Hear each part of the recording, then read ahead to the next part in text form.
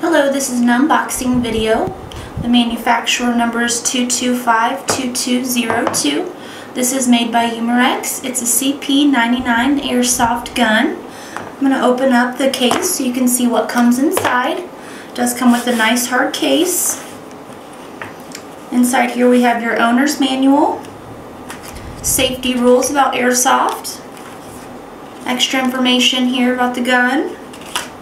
Comes with 2 speed loaders,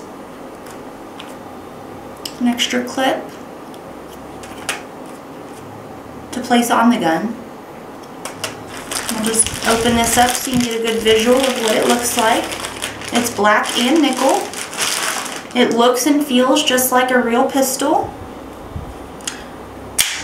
Here we've got that. And then to release the clip, you would just pull these down and then it slides right out like so.